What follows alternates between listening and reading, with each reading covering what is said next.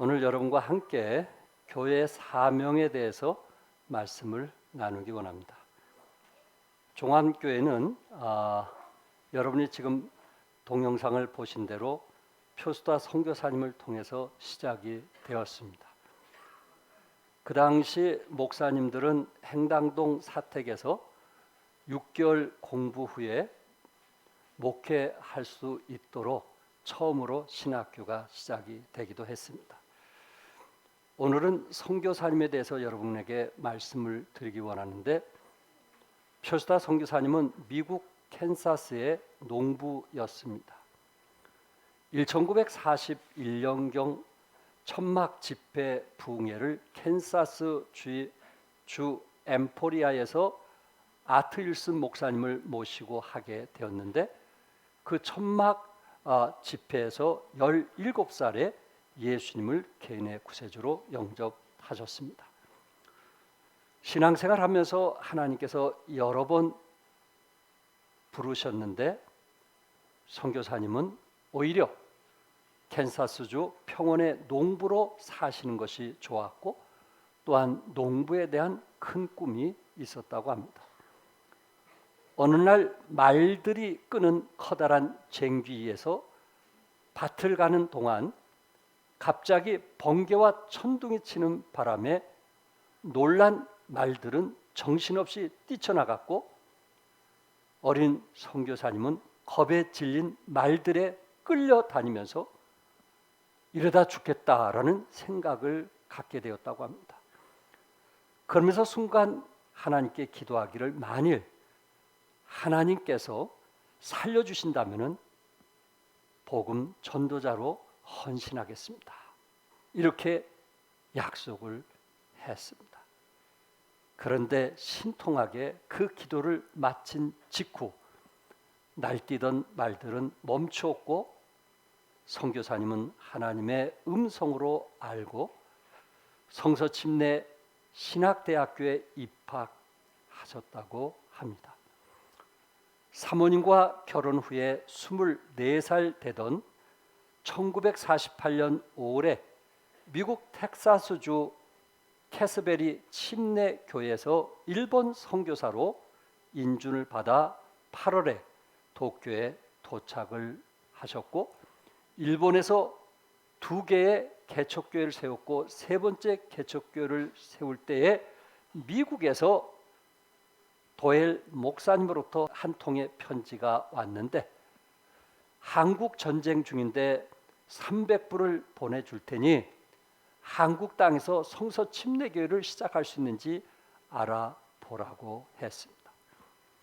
선교사님은 300불을 들고 한국을 방문했는데, 굶주린 사람들, 가난한 사람들, 이런 사람들로 허덕이는 것을 보고 자신이 한국의 마음을 들게 되었다고 합니다. 1952년 10월 28살 나이로 한국에 들어왔습니다. 서울에 도착한 선교사님은 그 당시 무덤이 많은 행당동에 터를 구입했고, 1955년 31살에 첫 번째 성서침례교회 행당동 성서침례교회에서 예배를 시작했습니다. 지금까지 약 한 20교회 정도를 세우시기도 했고, 그 후 사모님은 2006년 8월 소천하셔서 예천에 묻히셨는데, 그 이유는 1955년 예천에 처음 개척을 했기 때문에 그곳에 묻히셨고, 표수다 선교사님은 2010년 6월 4일 86세에 행당동 교회 사택에서 소천하셔서 예천에 모셨다가 지금은 행당 성서침례교회 사택 뜰에 이장을 하셨습니다. 일본에서 5년, 한국에서 50년 이상 지상 사명에 순종하시며 살았던 분이십니다. 제 아내도 초등학교 때부터 강교구 목사님 따라 행당동 성서침례교회에서 섬겼으며 중학교 때부터 성가대에 헌신하기도 했습니다. 행당동 성서 침례교회가 세워지고 그 두 번째로 종암교회 1957년 4월에 표스타 선교사님이 미국 교회들의 후원을 통해서 대지를 구입했고 예배당을 건축해 주셨습니다. 교회는 무엇이며 교회는 왜 존재합니까? 교회라는 단어는 목적을 위하여 불러낸 무리라는 뜻입니다. 명제적 의미는 예수 그리스도의 피로 속죄함을 받은 사람들이 그들의 믿음을 침례로 세상을 향하고 공포하고 하나님의 목적을 위하여 지역적으로 모인 무리를 말하고 있습니다. 예수님께서 교회를 세우시면서 하신 말씀 중에 마태복음 16장 18절에 또 내가 네게 이르노니 너는 베드로라 내가 이 반석 위에 내 교회를 세우리니 음부의 권세가 이기지 못하리라. 예수님의 피로 사신 교회가 하여야 하는 주된 일이 무엇일까요? 그것은 복음 전하는 일입니다. 무엇이라고요? 복음 전하는 일입니다. 복음이란 기쁜 소식입니다. 그러면 기쁜 소식의 내용은 무엇일까요? 고린도전서 15장 3절과 4절에 내가 받은 것을 먼저 내게 전하였노니 이는 성경대로 그리스도께서 우리 죄를 위하여 죽으시고 장사 지낸 바 되셨다가 성경대로 사흘 만에 다시 살아나사 우리 주님은 고난당하시고 죽으시고 3일 만에 부활하신 그 사실이 기쁜 소식입니다. 복음은 그리스도께서 여러분과 우리의 죄를 사해 주신 그 일을 위해서 3일 만에 부활하셨다라는 말입니다. 이 기쁜 소식을 전하는 것이 복음 전도입니다. 일반적으로 동일 문화권에서 전하는 것을 전도라 하고 타 문화권에서 행하는 것을 선교라고 합니다.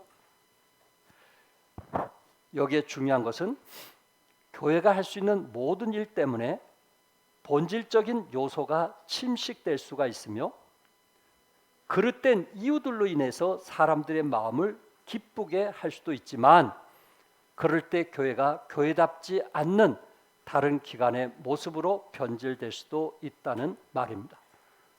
한 예로 마케팅 정신과 소비자 사고 방식은 핏값으로 세우신 교회에 존재해서는 안 됩니다.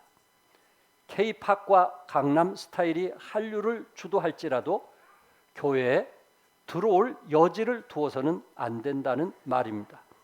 그것은 교회 스타일이 아니기 때문에 그렇습니다. 예수님은 브랜드가 아닙니다. 인간의 생각이 하나님의 일을 이끌어갈 수 없을 뿐만 아니라 교회는 기업이나 회사가 아닙니다. 예수 그리스도의 교회는 하나님의 말씀의 교훈을 통해서 주님이 이끌어 가시는 영적인 독립체입니다. 교회는 그리스도 피로 사신 교회이며 예수님의 교회입니다. 교회 머리는 그리스도이며 교회는 그의 몸이며 몸은 머리의 지시대로 움직입니다. 주님의 말씀대로 세워지고 그 말씀에 따라 움직여야 합니다. 그러므로 첫째 예수님은 교회에 명령하셨습니다. 18절에 예수께서 나와 말씀하여 이르시되 하늘과 땅의 모든 권세를 누구에게 주셨어요? 내게 주셨으니 하늘과 땅의 모든 권세를 내게 주셨으니 예수님께서 십자가에서 죽으시고 부활하신 지 40일 동안 제자들과 만나 교제하시면서 하나님의 나라의 일을 가르치셨습니다.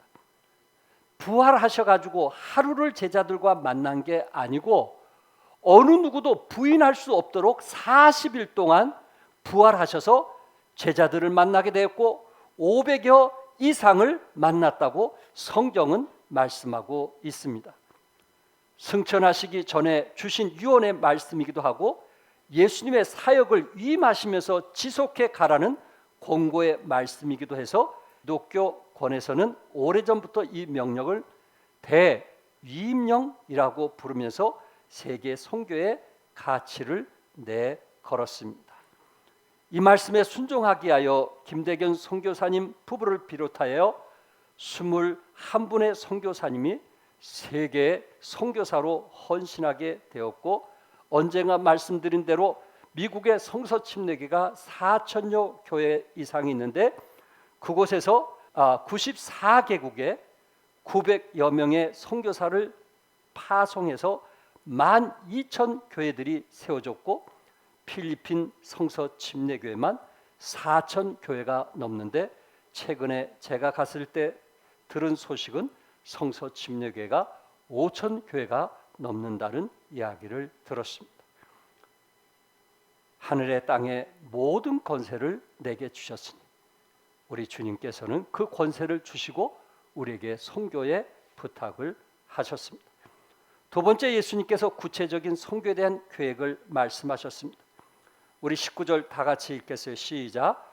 그러므로 너희는 가서 모든 민족을 제자로 삼아 아버지와 아들과 성령의 이름으로 침례를 베풀고, 첫 번째 너희는 뭐하라 했어요? 가라고 했습니다. 예수님께서는 가시는 곳마다 만나는 사람에게 복음을 전하셨습니다. 여러분이 아신 대로 예수님은 어부들에게 복음을 전했습니다. 구원받고 주님을 따르고자 했을 때 사람을 낳는 어부가 되게 하리라고 하셨고, 여리고를 지나면서 세리장 삭개오에게 복음을 전했고, 남편이 6번째 있는 사마리아 수가의 여인에게 복음을 전했고, 내가 주는 물은 영생하도록 솟아나는 샘물이라고 말씀하셨습니다. 또한 니고데모에게 물과 성령으로 나지 않으면 하나님 나라를 들어갈 수 없다고 했고, 베스다 못해서 38년 된 병자에게 네가 낫고자 하느냐고 물으셨고, 예수님은 십자가에 달리시면서 한 강도에게 예수여 당신의 나라에 임하실 때 나를 기억하소라고 부르짖은 강도의 소리를 듣고, 오늘 내게 나와 함께 어디 있으리라고요? 낙원에 있으리라. 예수님은 가는 곳마다 구령하셨어요. 예수님은 가는 곳마다 지상 명령을 스스로 실천하셨던 분이십니다. 두 번째는 모든 족속으로 제자를 삼으라고 했어요. 모든 족속, 70억이 넘는 모든 사람을 뭘로 삼으라고요? 제자를 삼으라. 이것이 주님께서 다음 50년을 바라본 여러분과 저에게 명하신 것입니다. 모든 족속을 제자로 삼되 네게 많은 증인 앞에서 내게 들은 바를 이라고 성경은 말씀했거든요. 사도 바울이 디모데에게 했던 말은 바울 개인의 생각이 아니라는 것입니다. 바울 자신이 만든 교리가 아니라는 것입니다. 많은 사람이 목숨을 내어놓고 증인이 되어서 증언하는 진리의 말씀이 바울이 디모데에게 전해준 복음이라는 것입니다. 하나님이신 예수님께서 이 세상에 오셔서 십자가의 형벌을 대신 받으시고 부활하심으로 그 구원의 복음이 우리에게 주어졌습니다. 그 복음이 전해지는 가운데 수많은 사람이 순교를 통해서 이 복음의 진실성을 입증했습니다. 그러므로 바울이 디모데에게 전한 이 복음을 가볍게 여기서는 아니 된다라는 말입니다. 또한 이 복음에다가 다른 것을 섞거나 어떤 부분을 빼거나 해서도 안 된다는 말입니다. 우리는 들은 그대로 전해야 될 책임이 있습니다. 또한 누구에게 부탁하라 했어요? 누구에게 부탁하라 했어요? 충성된 사람에게 부탁하라고 디모데후서 2장 2절에 말씀했어요. 이 귀한 사명을 누구에게 부탁하라고요? 충성된 사람에게. 이 명령에 사용된 동사는 부탁하라입니다. 이 말은 문자 그대로 안전하게 보관하도록 어떤 것을 누군가에게 넘겨준다는 뜻입니다. 충성된 사람. 사도 바울은 젊은 목사 디모데에게 전했고, 디모데는 충성된 사람에게 전했고, 또한 충성된 사람들은 또 다른 사람들에게 부탁을 해서 4세대가 이루어지는 것입니다. 또한 그들이 또 다른 사람을 가르칠 수 있으리라. 그들이 또 누구를요? 다른 사람을 가르칠 수 있으리라. 여러분과 내가 하나님의 말씀을 배웠다면 그것은 사실 다른 사람을 가르칠 수 있게 하기 위한 거예요. 가르칠 수 있도록 하기 위해서 돕는 것입니다. 이것이 하나님께서 우리에게 분부한 사명이에요. 가르칠 수 없다면 배워야 되는 거예요. 가르칠 때까지 배워야 되는 거예요. 왜? 주님이 우리에게 분부한 사명이기 때문에 그렇습니다. 예수 그리스도의 복음은 사람을 통해서 세계 만방에 전해지게 됩니다.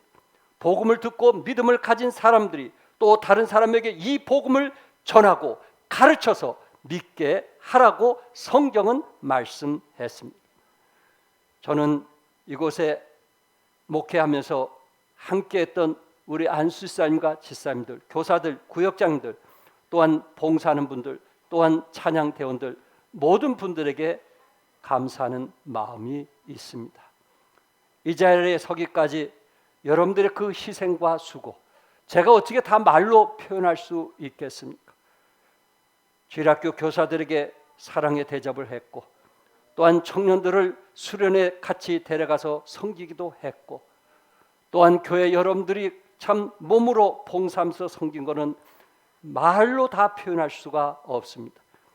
여러분의 희생과 섬김 때문에 종안교회 열매가 있었다면 그것은 우리 장지원 선교사님 통해서 김대견 선교사님 부부를 파송하게 되었고, 또한 제가 군대에 있을 때 복음을 전했던 이세범 목사님이 저와 함께하면서 그 부부가 지금 부평에 개척을 하고 있고, 또 우리 김기수 목사님 부부, 이정신 목사님 부부, 또한 정상지 목사님 부부, 한권희 목사님 부부, 제가 78년도에 왔을 때 78년도에 태어난 사람이 한권희 목사님입니다. 유겸 목사 부부, 또한 정지현 목사 부부, 노예라 사모 때문에 이곳에 온 거 아시죠? 또 우리 정기영 전도사 부부, 정지현 전도사 부부, 조찬일 전도사 부부, 항인자 자매, 허성구 전도사 부부, 심영, 유병선 전도사 부부, 박영화 사모, 이맘남 목사 부부, 캐나다에서 신정균 목사, 또한 노신민 사모, 조하경 자매, 또한 옥성미 자매, 또한 우리 박영미 자매는 안수 지사님과 결혼해서 정말 교회를 아름답게 섬기고 있고, 박정규 자매는 호주에서 정말 희생적으로 섬기고 있고, 우리 정정란 자매는 또한 하동에서 섬기고 있고, 또 우리 장진아 자매는 또한 미국에서 사역을 하고 있고, 이 열매를 생각한다면 참 끝이 없습니다. 여러분들의 수고와 희생으로 된 것을 믿으시기 바랍니다. 여러분의 희생은 결코 헛되지 아니했습니다. 여러분들의 열매입니다. 여러분들이 주님 앞에 갔을 때 받을 면류관일 것입니다. 희생과 격려로 이루어진 것입니다. 충성된 사람이 다른 사람들을 가르칠 수가 있습니다. 일꾼들이 계속 배출될 수 있습니다. 어디에 가 있든지 또한 교회의 일꾼이 돼서 섬기는 이 축복들은 바로 종안교회가 세워진 일로 이루어진 것입니다. 세 번째, 내가 너에게 분부한 모든 것을 가르쳐 뭐하라 했어요? 지키게 하라. 모든 것을 가르쳐 뭐하게 했어요? 지키게 하라. 여러분들이 하나님 말씀을 배우고 공부하는 것은 그 말씀대로 살라는 거예요? 불순종하면서 살라는 거예요? 말씀대로 살라고 말씀을 배우는 것입니다. 얼마 전에 분목사님이 성경 공부를 개설했다는 거예요. 그래서 우리 김균록 집사님, 염승현 시사님, 옥규환 형제, 안영인 형제 네 사람이 성경 공부를 시작했다고 합니다. 왜 우리가 말씀을 가르쳐야 됩니까? 왜 우리가 말씀을 배워야 됩니까? 말씀대로 살아야만 되기 때문에 그렇습니다. 끝으로 예수님은 우리와 항상 함께 하시겠다고 약속하셨습니다. 20절 같이 읽겠어요. 시작. 너에게 분부한 모든 것을 가르쳐 지키게 하라. 볼지어다 내가 세상 끝날까지 너희와 항상 함께 있으리라. 너희와 어떻게 한다고요? 항상 함께 있으리라고 약속하면서 너희는 가서 모든 사람을 제자되고 제자 삼을 것을 말씀하고 있습니다. 여기에 항상이라는 말을 기억하십시오. 히브리서 13장 5절에는 그가 친히 말씀하시기를 내가 결코 너희를 버리지 아니하고 너희를 뭐하지 아니하리라, 떠나지 아니하리라고 약속을 했습니다. 아마 그 당시 제자들 가운데는요, 그들 나름대로의 친구들이 있었을 것인데 그 친구들이 오래 함께하지 못하고 떠나는 경우들이 있었던 것 같습니다. 그래서 제자들이 사실 이 친구로 새겼지만은 함께 오래 하지 못하는 그런 모습을 보면서 우리 주님께서 뭐라고 말씀을 하셨어요? 성경에 결코 너희를 버리지 아니하고 너희를 떠나지 아니하리라, 우정의 차별성을 결코라는 단어로 확인해 주었습니다. 개역 한글에서는 내가 과연 너를 버리지 아니하고 과연 너희를 떠나지 아니하리라, 너희를 버리지 아니하겠다, 영어에서 never라는 단어를 썼는데 어떠한 일이 있어도 너희를 뭐하지 아니하겠다? 버리지 아니하겠다는 forsake이라는 저버리지 않겠다는 단어를 썼습니다. 우리 하나님께서는 어떤 일이 있어도 never, 결코 여러분들을 뭐하지 않겠다고요? 버리지 아니하겠다. 언제든지 여러분과 함께 하심을 믿으시기 바랍니다. 그래서 오늘 본문 결론적으로 항상이라는 단어를 썼어요. 우리 주님은 너희를 떠나지 아니하고 항상 뭐하리라? 함께 있으리라. 이것이 우리에게 주신 위대한 약속입니다. 여러분, 마태복음 1장에서 오늘 읽었던 28장까지를 보면요, 1장에서 뭘 약속했냐면은 1장 23절에 보라 처녀가 잉태하여 아들을 낳을 것이요 그의 이름을 임마누엘이라 하리라 하셨으니 이를 번역한즉 하나님이 우리와 뭐하시리라? 함께 계시다. 함께 계시라고 1장이 약속했거든요. 오늘 마지막 절 마태복음 28장 20절에 보니까 내가 너희와 항상 뭐하시라? 함께 있겠다고 약속했어요. 우리 하나님은 처음도 함께 하시고 마지막도 뭐 하시는 분이요? 함께 하시는 분이에요. 아멘. 아멘. 함께 하신 하나님께서 여러분과 저에게 지상 사명을 명령하셨고 종암 성서 침례가 있는 한 우리는 개척하고 선교하는 것이 우리의 사명인 것을 믿으시기 바랍니다. 이러한 든든한 하나님이 우리와 함께함을 믿으시고 오늘도 나약하거나 연약하지 말고 주님 의지하며 그 자리에서 일어나서 복음의 나팔수가 되시기를 주님의 이름으로 축복합니다. 기도하겠습니다.